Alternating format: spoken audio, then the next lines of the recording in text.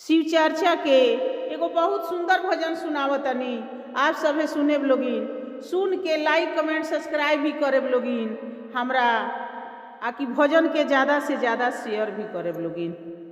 कैसन दुनिया बनवला ए जगत के गुरु, समझ में आवत नइखे।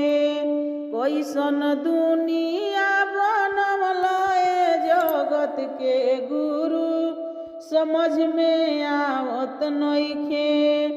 अपना अंगुली पर नाचवला ए जगत के गुरु, समझ में आवत नइखे।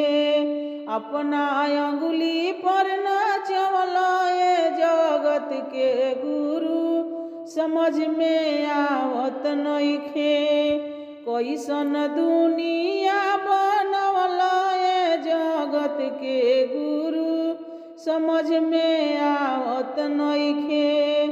केहू के कोठा ऊपर कोठा, केहू के महल के तैयारी। केहू के कोठा ऊपर कोठा, केहू के महल के तैयारी।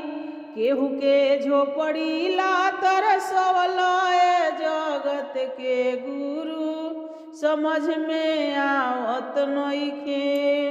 केहू के झोपड़ी ला तरसवला ए जगत के गुरु, समझ में आवत नइखे। कैसन दुनिया बनवला ए जगत के गुरु, समझ में आवत नइखे। अपना अंगुली पर नाचवला ए जगत के गुरु, समझ में आवत नइखे। कैसन दुनिया बनवला ए जगत के गुरु, समझ में आवत नइखे।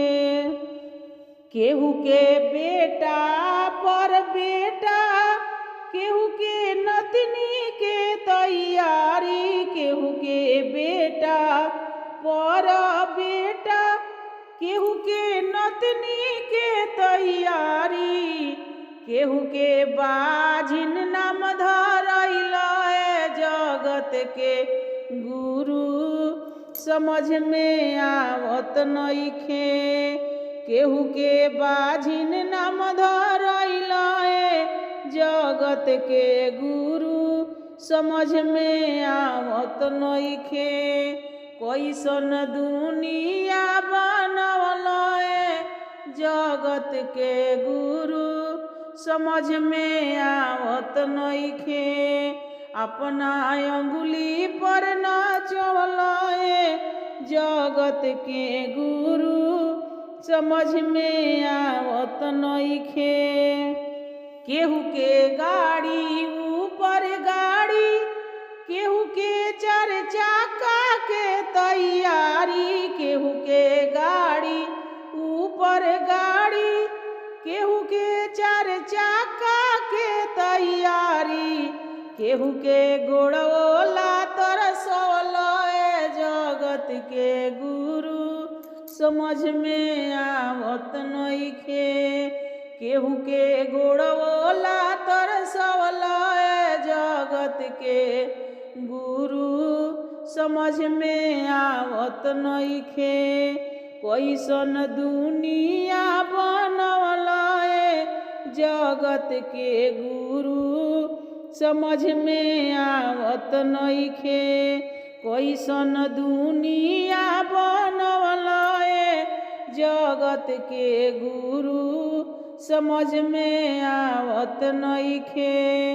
अपना अंगुली पर नाचवला ए जगत के गुरु, समझ में आवत नइखे। कैसन दुनिया बनवला ए जगत के गुरु, समझ में आवत नइखे। कैसन दुनिया बनवला ए जगत के गुरु, समझ में आवत नइखे। आप सभी के गाना सुनने के लिए धन्यवाद।